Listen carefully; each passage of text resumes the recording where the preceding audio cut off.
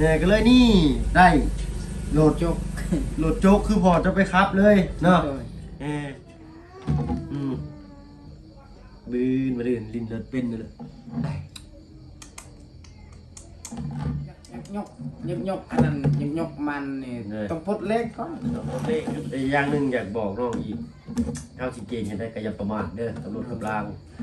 ผิดพลาดมาโอ้คนเท่าสิรับผิดชอบมันไวบ่เขาต้องคิดคำนึงโลดลูกมีเนาะเย็นยังไงเขาควรระวังคือแบบญาติเขาพอมันเสียหายไอ้แกตั้งรักกันเนี้ยเจ็บเป็นเอ็นอุ่นนี่แหละเนาะเงินคำโอ้เป็นสิหากันง่ายได้กับเขาโง่กันเด้ออย่าประมาทเด็ดขาดก็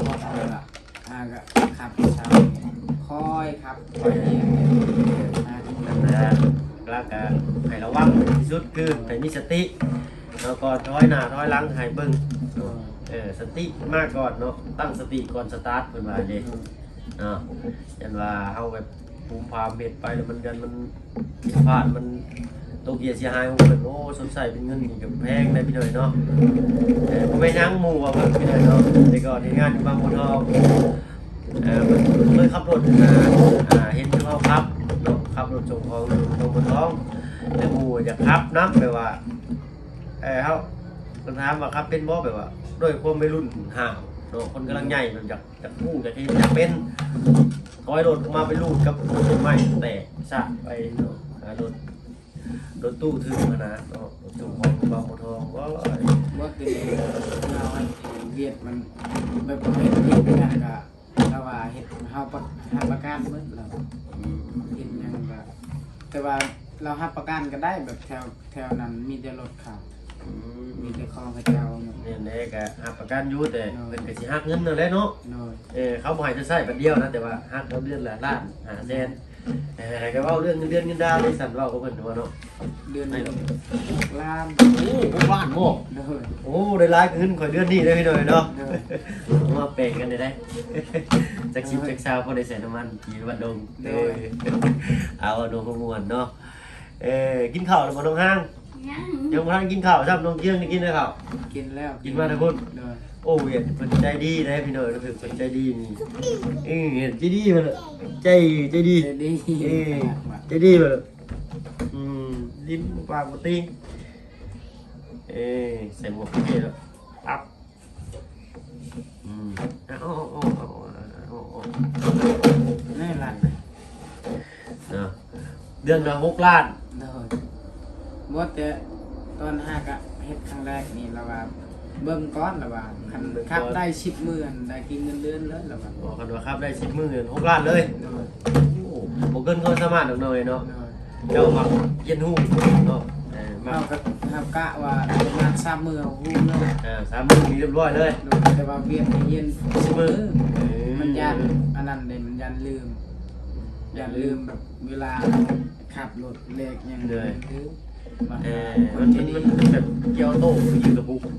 หรือเหยียบไปหน้าถอยหลังสิว่ามีแต่ช่อง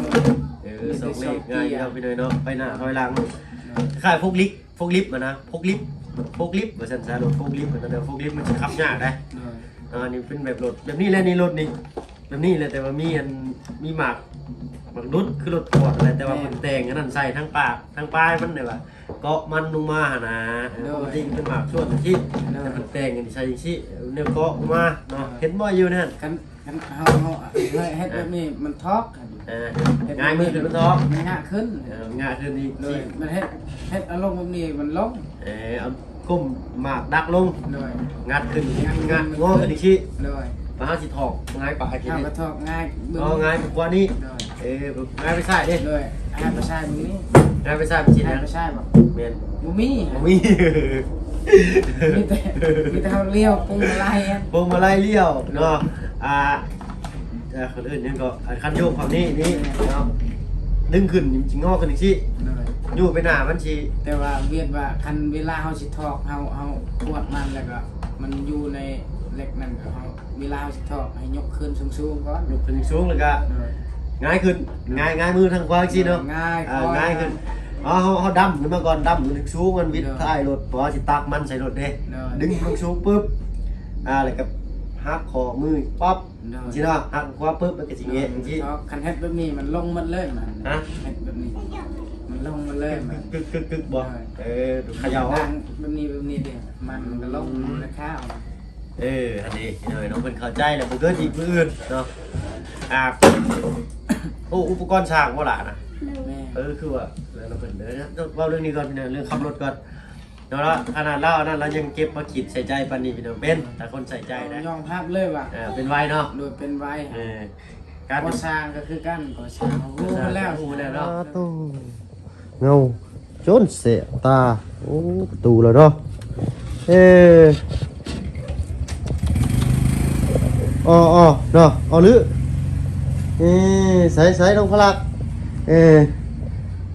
ยับมาหน่อยนึงโอ้ยพอดีไหมขอโทษขออภัยอยู่เลยโทรศัพท์ยอดแชงไม่เห็นหุ่งไปไหนเนาะทุกมาติใส่เด้นี่เนาะ สบายดีเด้อ เอาสบายดีท่านอาจารย์เจ้าโอ้ยหน่อยเนาะ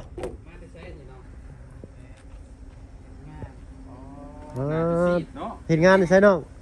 เฮ็ดงานในเมื่อตั้งแล้วเด้อ เอาสบายดีทั้งน้องอาเจียงและน้องห้างเนาะ หากลับมา โดย กินนี่ว่าสิเมื่อแหละกินนี่ โดย พอดี โตหนาจนเดฟเนาะ แม่ ไปเฮ็ด หักยังมีหอยยิ้มคือเก่า อันนั้น ฮะ เฮ็ดงานขับรถ โอ้ขับรถเป็นบ่เจ้า เป็นโดย รถยังไงน่ะมันใหญ่บ่ รถกวดมัน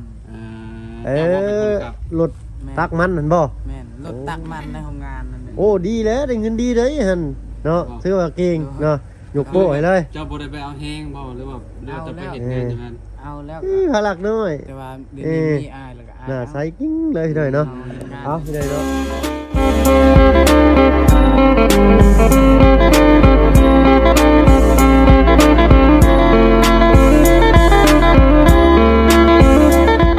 ทายเนาะกับทักทายสบายดีผู้ใหญ่ใจดีจาก FC เบิร์ดทุกท่านที่เข้ามาหามาชมช่อง YouTube บ่เพิ่งเคยละคือเก่าเนาะบ่ว่าฝั่งไทยฝั่งลาวแล้วก็ทั้งฝั่งต่างประเทศก็ยินดีต้อนรับเข้าสู่ช่อง YouTube บ่เพิ่งเคยละเช่นเคยพี่หน่อยเนาะ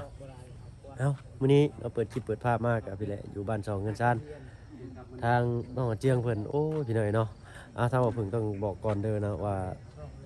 ขอโทษขออภัยหลายๆเนาะเรื่องกางเกงเนาะเพราะว่าถ้าบ่เพิ่งบอกน้องเพิ่นว่าสิเอามาให้เนาะถ้าบ่เพิ่งไปซอกเบิ่งแล้วมื้อนี้ในตู้ซอกเบิ่งคักแน่ในตะกร้าน้องอินเตอร์ก็บ่เห็นเนาะมาต้มไข่ไว้แล้วก็แล่นเข้าเรือนต้มไข่ซอยแม่น้องอินเตอร์เลยก็ไปลือหาบ่เห็นพี่น้อยเนาะสงสัยยันได้แจกรอบก่อนพุ่นละเนาะทางน้องไม้น้องทายบ่นั่นย่านแม่นตัวนั้นพี่น้อยเนาะเพราะว่าส่งบ่เพิ่งมันสิสไตล์ส่งผู้หญิงเนาะขาน้อยๆได้เนาะอาจจะได้ก็ขอโทษขออภัยหลายๆเนาะโดยโอ้ยเสียดายพี่น้อยเนาะถ้าบ่เพิ่งคิดบ่ได้คิดพ่อว่าแจกไปแล้วเนาะถ้าผมมีส่งบ่เพิ่งก็เดี๋ยวสิหามาให้เติมอีกพี่น้อยเนาะเอาสำหาได้เนาะในเมื่อเฮาได้ตั้งใจไว้แล้วก็ได้เนาะส่งไปได้ก็ได้นะพี่น้อยเนาะขอให้เพิ่นให้เพิ่นใช้เฮ็ดเวียกเฮ็ดงานนะบ่ได้ว่าใส่ไปลิ้นไปเที่ยวดอกเนาะอันนี้ก็ให้นักหาก็มาแต่เฮ็ดเวียกถือว่าเก่งนี่เนาะเจียงเนาะเฮ็ดเวียกขับรถตักมันกวักมันออกมาเป็นกองนะพี่น้อยเนาะปล่อยคำลงแรงแล้วพี่น้อยเนาะออกมาจากบ้านน้องต้นกล้าเมื่อกี้นี่ก็ได้โอ้ยลมวอยเย็นจ้อยเนาะได้ถุงมือมาเมื่อกี้นี่เนาะ วอยขับรถเย็นเนาะคือสิแหละพี่น้อยเนาะมากันนี่แหละห้องน้ำห้องในน้องอาเจียงเพื่อนเนาะทำข้อเสียงเป็นเมืองวานนะโเอาเล่นไกลบ่ได้พี่น้อยเนาะเพราะว่าโทรศัพท์มัวบ่เห็นได้ขอโทษขออภัยพี่น้อยเนาะบอกสงสัยสิได้เห็ดห้องครัวนํเด้อนี่เด้อตามเบิ่งนี่เนาะงามจับลงจับเหลี่ยมเนาะเอารุ่นเบิ่งนำกันเนาะขนาด2 เมตร2 เมตรคูณ2 เมตร50ได้นี่เนาะพอดีงามกระทัดรัดเนาะจักท่อ3 ท่อเนาะโอ้2 เมตรคูณ2 เมตร50มืดๆเด้อพี่น้องเนาะขอโทษขออภัยน้ำลายหูลายตาแน่โทรศัพท์เบาเพิ่งก็ได้เนาะเนาะงามจักหน่อยมีแนวมาฝากเนาะพ พลักอยู่พี่น้อยเนาะอยู่ในบ่อรถอยู่ในบ่อรถเนาะสิแม่นหยังไปลุ้นเบิ่งนำกันพี่น้อยเนาะทางบ่ได้ส่งแต่ก็ได้แนวลิ้นมาให้น้องเพิ่นตามปะลุง FC คอมเมนต์มาละพี่น้อยเนาะไปเราถ่ายจักหน่อยพี่น้อยเนาะพลักน้อยบ่ได้พูดพ้อกันแต่โดนโอ้ยเนาะใส่ๆขออนุญาตนั่งมันจักบาทก่อนพี่น้อยเนาะก่อนอื่นเฮาเพิ่งกราบทักทายสบายดีอีกเทื่อหนึงพี่น้อยเนาะอ้ายหากางเกงบ่พอเนาะเอ้ยขอโทษหลายๆเด้อ บ่เป็นหยัง ส่งกันนะ โดย ไปซอกหาบ่เห็นพี่น้อยเนาะขอโทษขออภัยนำหลายๆเนาะเพราะว่าน่าสิเอาไปแจกตอนเฮือนน้องไม้น้องทายเพราะว่าส่งมาเพิ่งเนี่ยมันน้อยตัวนั้นเนาะเอาแขนชบใส่ก็ได้อยู่ส่งผู้หญิงเนี่ยนะเนาะเนี่ยก็เลยนี่ได้โหลด จบ โหลดโจ๊กคือพอจะไปครับเลยเนาะ โดย เพื่อได้ยินข่าวมีข่าวดีได้เรียกบ่ โดย โอ้ชีแหละคนขยันคนหัวไวเนาะอยากเป็นอยากฮู้อยากเห็นโอ้ยอยากได้บ่ลูกเอาก่อนสิไปโอ้ลมกันตื่มเรื่องเรียกงานของน้องเพิ่นครับให้น้องพลักสิก่อนอันนี้มุดแต่บ่แม่นมุดเนาะเป็นเอ็นเอาอันนี้ก่อนเอารถ เรา ก่อน มัด มากบ่มากบ่ขึ้นจ้าก่อน จิจ้า ขึ้นจ้าก่อน จิจ้า ขึ้นจ้าเนมน้ำโอ้กระบะบ่ครับ จ้า เหมือนกัน เด้อจิจ้าจิจ้า ดื้อนี่โอ้มีเสียงได้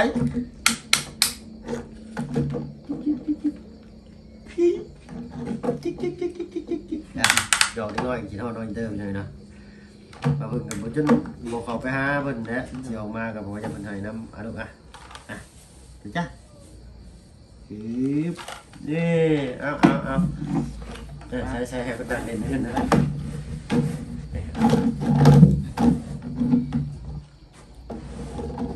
บาทตอนน่ะคันมันน้อยเพราะที่น้อยมันหลายชิ้นมันลิ้นเนี่ยนี่แค่นี้คันใหญ่ลิ้นเด้อบาท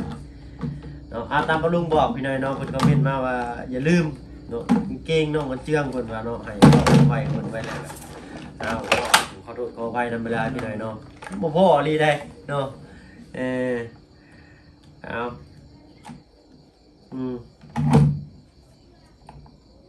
เพิ่นต้องลิ้นแบบอยากได้ตัวนิ่มๆมาไว้เนาะเพิ่นแต่หาซื้อบ่ได้พี่น้อยทางเชโปนอยู่ตลาดเชโปนผมก็บ่มีเลยมีแต่แบบนี้เป็นยางพลาสติกสิเลยต้องอยู่ไทยบ่เป็นตุ๊กตาต้นกระบองเพชรนะที่ว่าเขาเรียกว่าน้องบองน่ะกดเลยเว้าแล้วเขาก็เว้านำกันแต่จริงๆหาซื้อในอินเตอร์อยู่ต้องสั่งมาจาก Facebook หรือใดๆนี่แหละได้ลองเบิ่งมันก็จะขับติดตามดิตื่นเด้เด้อบัดได้ใช้น้องเจียงกันลองเว้าไม่ปะลุงกันฟังดูเป็นได้คือว่าเฮ็ดเวยงาน ไปเรียนแม่งานมัน มันนี่บ่นี่บ่นี่ข้างชวนน้องซ้อนนี่บ่ แม่ โอ้ใกล้ได้ย่างไว้ย่างมาเนาะ โดย รถลุ่มเด้ โดย รถเจ้าลุ่มขี่ได้บ่ รถที่ลุมนี่ แม่นได้ ขี่บ่ได้ผมยาก เฮ็ดตอนนั้นบ่ โดย รถไปรถได้กับเพคือกันจนได้เอารถหมู่มา โดย รถชิ่งรถห้างรถชิ่ง โดย แกครับไปก่อนพี่น้องเพิ่นก็เจ็บนัก โดย สาหัสเนาะเอาไปปีนภูรอบนั้นบ่จักขี้ฝุ่นอยู่จังถูกอากาศเข้าไปเลยครับเฮ็ดให้สู่แวนรวมเนาะบีก้านแตกยับเลยไปรอบนั้นเอาไง โดย ขืนภูรอบนั้นนะโอ้เจ็บหนักเลยบ่อย ผมเป็นยังพี่น้องถือว่าเปิดประสบการณ์เนาะถ้าเฮาบ่ไปเฮาบ่เสียสิ่งนี้เฮาก็บ่ได้สิ่งนี้บ่ได้สิ่งที่เฮาบ่เคยเห็นเฮาได้เห็นเนาะบืนมาดื่นลิ้นเลือดเป็นเลย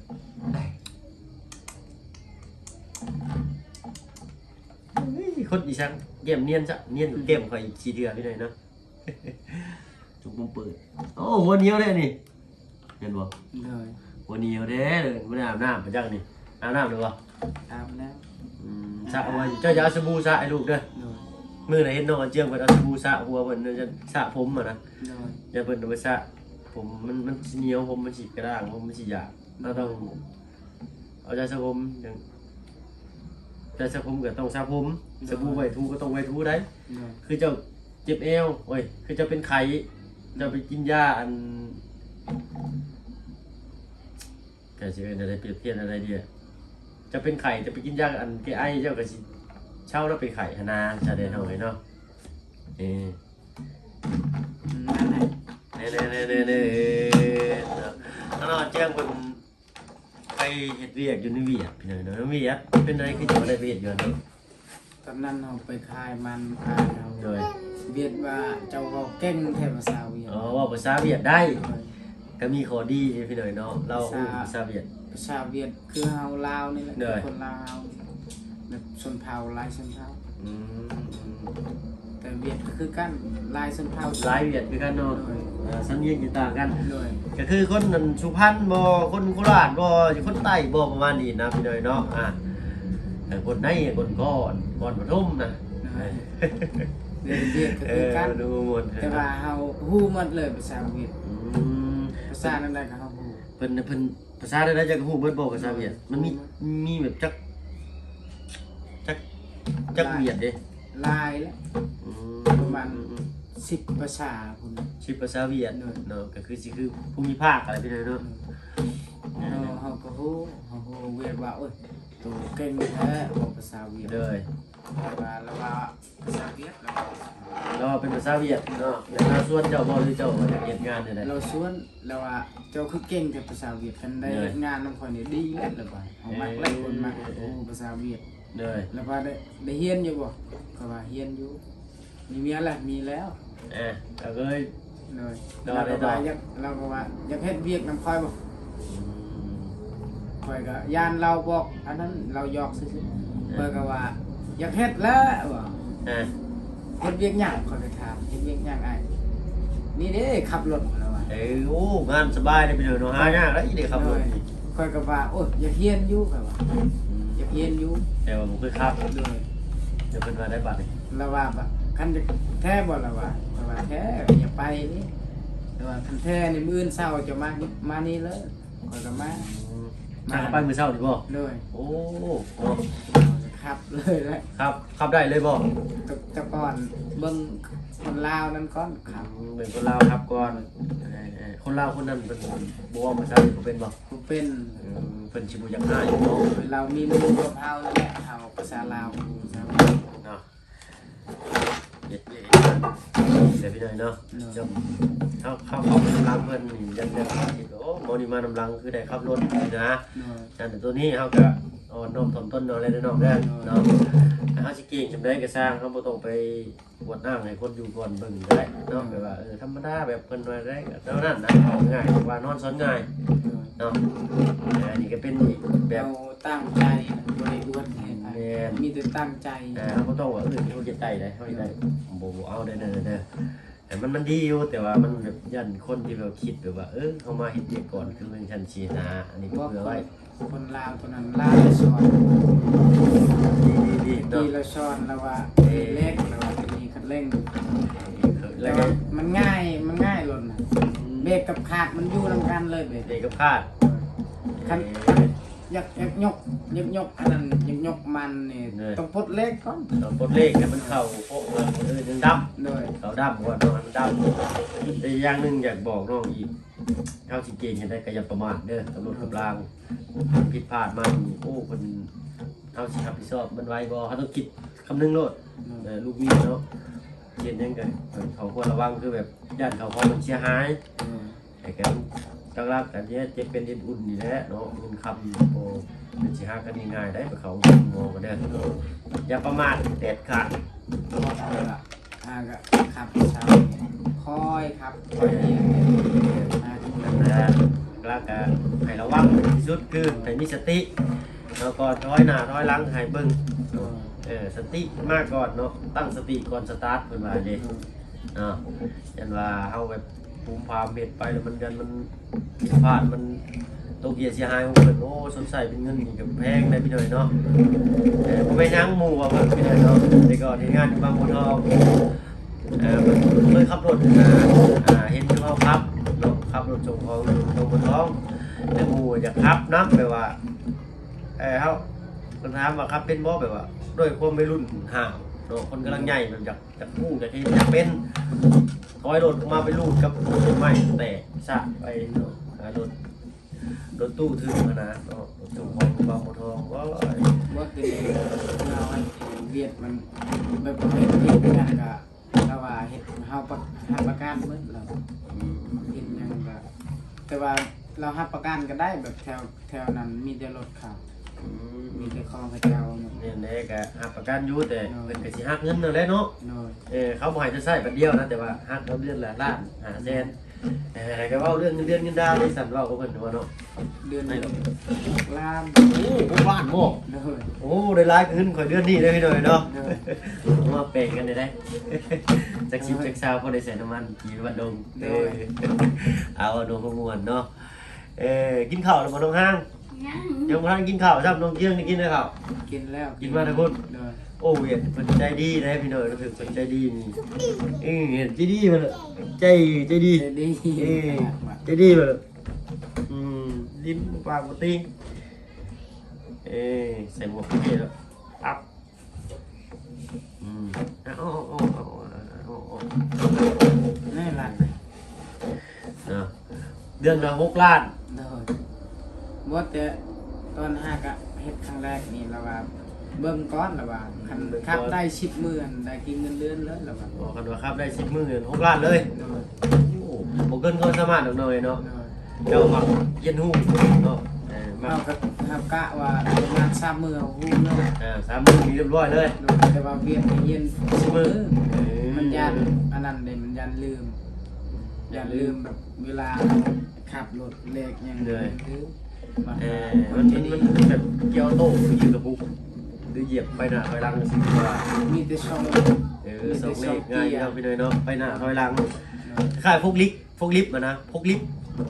ว่าซั่นซะรถพกลิฟต์มันแต่พกลิฟต์มันสิขับยากได้อันนี้เป็นแบบรถแบบนี้แหละนี่รถนี่แบบนี้แหละแต่ว่ามีหมากรุดคือรถปอดอะไรแต่ว่ามันแต่งอันนั้นใส่ทั้งปากทั้งปลายมันเลยว่าเกาะมันลงมาหนะปกติเป็นหมากส่วนที่แต่มันแต่งกันใส่ชิเนี่ยเกาะมาเนาะเห็นบ่อยู่นั่น กันเฮาเฮ็ดแบบนี้มันทอก ง่ายมือขึ้นมันท้อง มันง่ายขึ้น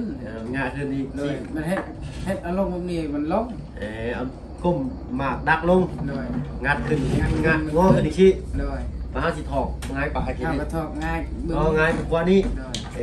ง่ายไปใส่ดิ เลยให้ไปใช้มื้อนี้ ง่ายไปใส่ไปชิ้น ให้ นะ ไปใช้บ่ เมน บ่มี มี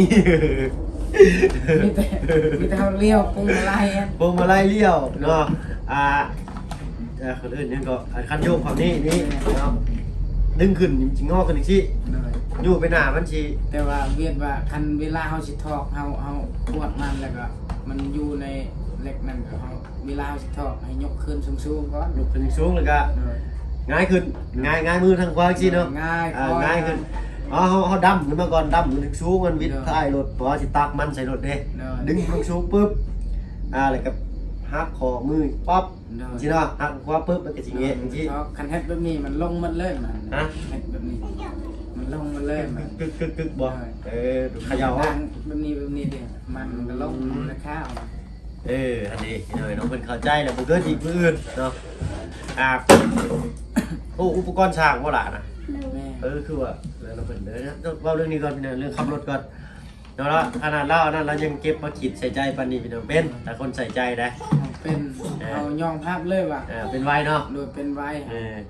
การ ก่อสร้างก็คือกันก่อสร้างรู้แล้ว ฮู้แล้วเนาะงานดีพี่น้อยเนาะคนหัวไวเพิ่นเด้อเนาะคนมักเรียนฮู้เนาะบัญชีเก็บกำเดี๋ยวเป็นไว้ไว้ซั่นซะเนาะสอนง่ายดีเลยน้อยเนาะโอ้โห เบียดก็ยกโปให้เลยเราอยู่ในลม พูดเลย โดย นี่เนาะข้าวน้ำตอนเที่ยงตอนเพลนมันเลี้ยงมันบอก โดยเราเรียก ตอนเช้าตอนแรงกินเอาเองมันเลี้ยงมาเลย ตอนเช้านี่เขาเราว่ากินบ่กินก็ย่าอยู่เหือนไปพุ่นแล้วกินอยู่พุ่นเลย ใจดีเลยพี่น้องเวียดนี่นึงนี่เป็นเฮ็ดกับข้าวเป็นสิเฮ็ดเผื่อเลยบ้านใกล้ขึ้นเคียงเป็นก็สิแบ่งนะเนาะเรียกว่าเป็นน้ำคนบางคนบางครอบครัวไปหน่อยเนาะเวียดเป็นสิเฮ็ดกับข้าวแซ่บชีวิตได้กินเครื่องเทศส่วนมากก็ได้อันนี้ไก่เป็นอยากคล้ายๆข้าวมันไก่นะเพิ่นเอาไก่ลงไปปรุงสิกับข้าวโอ้นั่นสิเลยเนาะข้าวเวียดนี่แซ่บได้เนาะน้องฮางเคยกินบ่มื้อหน้าขอลองขอใหม่เมียกินเลย โดย เมียอยู่เพื่อนก็ลูกนี่นะจานหนึ่งเนาะตั้งใจเอาเย่งานนั่นคือการนอยใช้นั่งเว้าอยู่ที่ว่าอันจักไปแล้วจักจอโทรศัพท์มันก็ได้ยังอยู่เนาะ แล้วก็มีทางลุมคือว่าเฮ็ดของน้ำเนาะมันเริ่มมื้อไหนเนาะ เต็มมือวันที่ ยืดได้อยู่บ่ มือจือแหละ เอา ต้องเลย อะไรก็